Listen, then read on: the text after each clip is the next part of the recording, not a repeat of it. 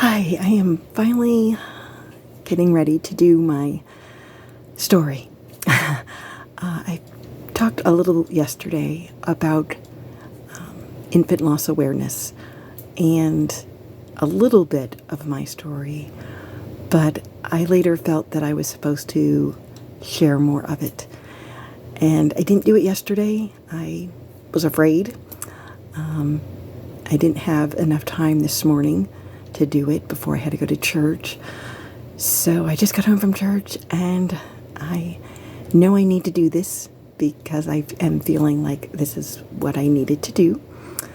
I was married in 1997 and I was not certain when we got married whether I was going to be able to have children because my older sister had problems and she needed to do fertility treatments and in order to get pregnant. So I was a little worried that I might not be able to get pregnant on my own. But surprisingly, 4 months after we were married, my husband and I discovered we were expecting.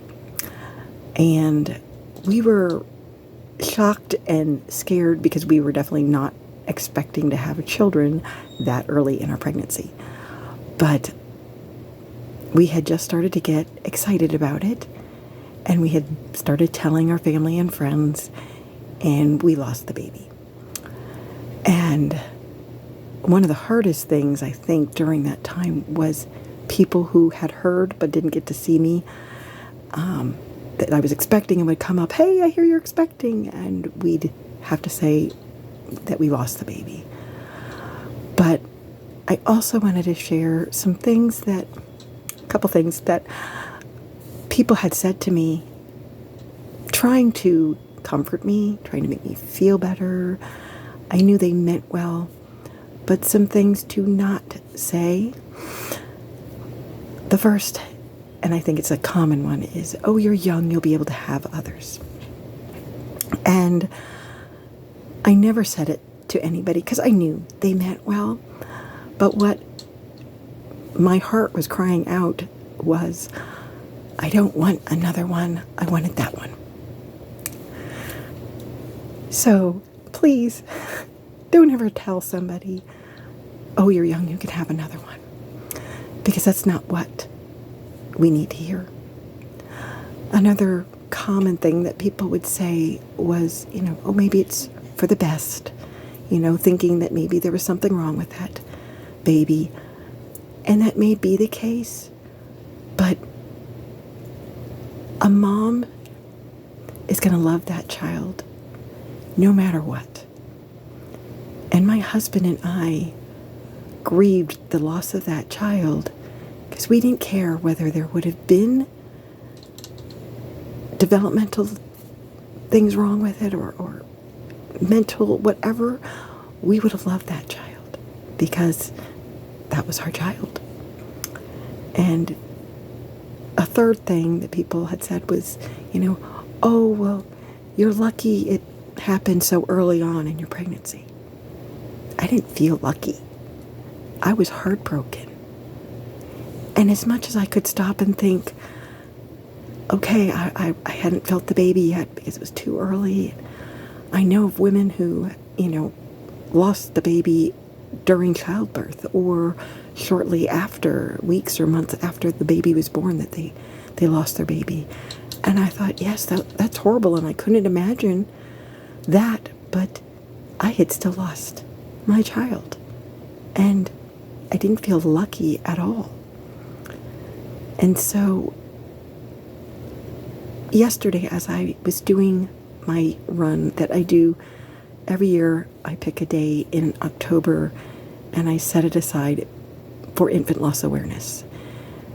7 years ago was the first time I did it because I started running when I was 43 and I am 55 now.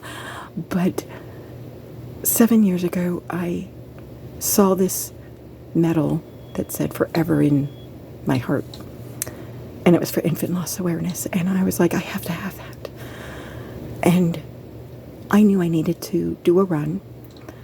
And that first year, I just grieved, and, you know, just so much healing took place during that time, because I finally, after, 20 to 27 years, because I have lost a few babies, but I hadn't, I don't think, fully allowed myself to grieve. And it was such a healing time for me to run and just kind of face it and thank God for what the blessings of my two children. Thank Him that I know I'm going to see my children again one day up in heaven, but just to ask Him to help me help others who have gone through this as well. That I felt like, I had done it little bits here and there, but I felt like I was saying, share your story. And I know I posted on Facebook that I am going to do this run, and if you've lost a baby, either through miscarriage or after the baby was born, let me know. I want to pray for you when I'm doing my run. And that also was such a blessing to me, because I had so many women reach out to me, and I had their names written down, and as I ran, I prayed for each one of them. And then I prayed for the women who I didn't know who had lost a baby. The next year, my best friend started to walk with me, and she was like, do I have to run? And I'm like, no, we can walk. And so for 6 years, we have walked, because she had lost babies as well.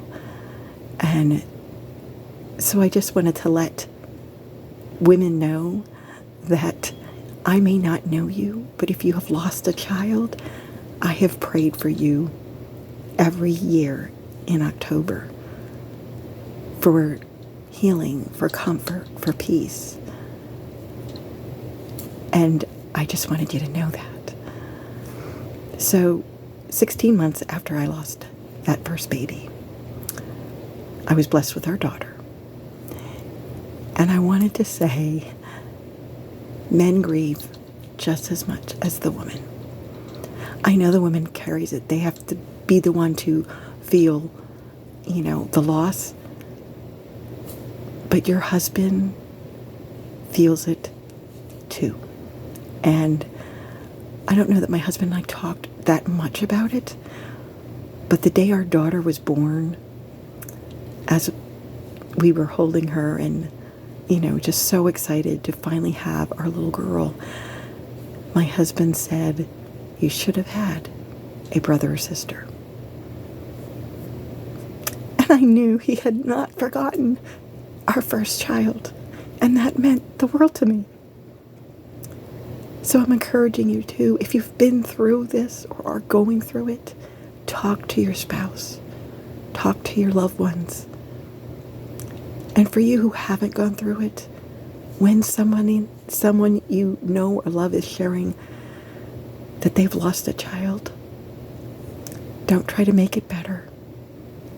Don't do the cliches of, oh, you can have another one, or it's because you had it early, or, maybe it was a blessing. Let them grieve. Hug them, hold them. See if you can do anything for them. It was something I thought about later was, my best friend, her father-in-law just passed away, and, we brought food and, just did what we could to help. And I thought, most people don't do that when someone has a miscarriage. Whether it's because they don't know what to say or do, but I know I would have really appreciated somebody, bringing us a meal. Like, hey, I know you're grieving, but I just wanted to cook this meal for you. Or, is there anything I could do? Could I run to the store? Do you need anything? Could I, come over and clean your house for you?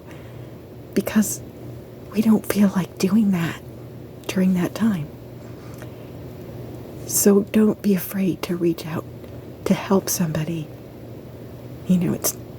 Yes, it may cause them to cry, but I know that they would appreciate it.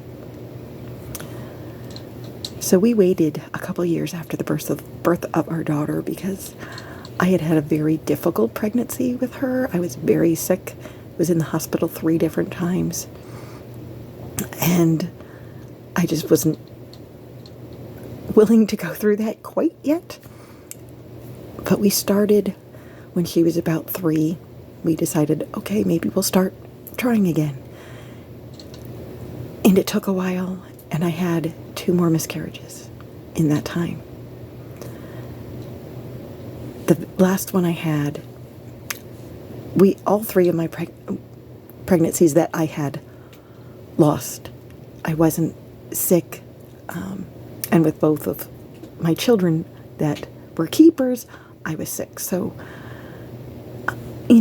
I lost them early enough that we didn't have a test run or anything to find out what sex of the baby was.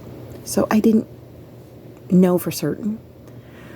But for some reason, that last pregnancy, I had a girl's name picked out that I loved.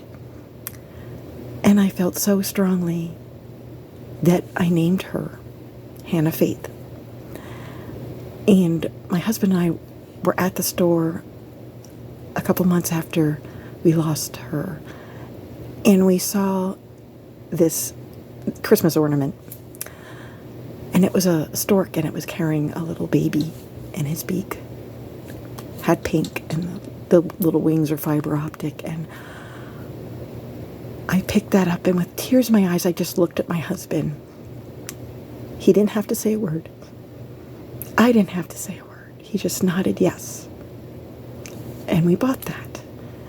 And every year, that is the first ornament I put on the tree. That is our way of remembering Hannah and the 2 other ones that we have lost, that they're in heaven and we'll see them again one day. And so, because I did that, I wanted to encourage you, if you've been through this, find something of meaning that you can look at, whether you buy it specifically for that reason or just even writing the child's name to keep them in your memory. I have a plaque on my wall that says "Forever in my heart" from that. It's the race bib, but there was a spot in memory of, and I wrote Hannah Faith. And I framed it, and it's right here in our bedroom that I can see every day. Because I don't ever want to forget our Hannah or the other 2 that we lost. Part of me thinks, maybe I should have named the other 2, but I wasn't feeling as strong as I did that last one, and I don't know why. And maybe that was just God's way of helping me to heal, was to give a name to that child. That even though you never saw this child, you loved her. And you'll see her again one day because she's ours. And so I just felt like I needed to share my story. And thankfully, after that loss, we did go on to have our son. And I knew it was a keeper because, again, I started getting sick, and I was, most people are like, oh, no, not again. But I was just so thankful. I was like, yes, this is a keeper. And, both of my children are such blessings to me.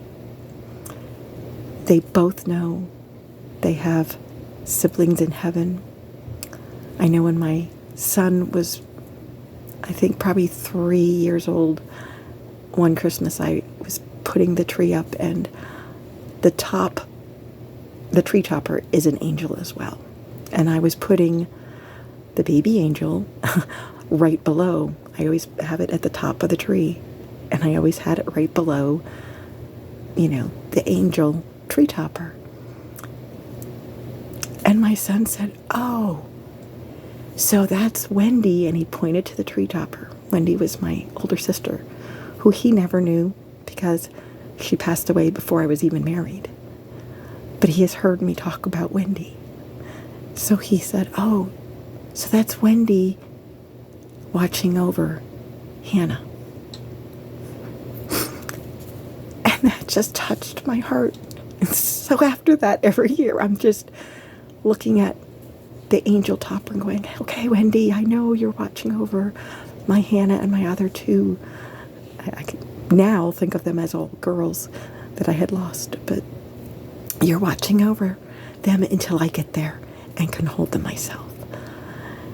And I know the fact that my sister loved children as much as she does was something that helped me, because through my first loss and even the other two, I always said, Wendy, take care of them until I get there.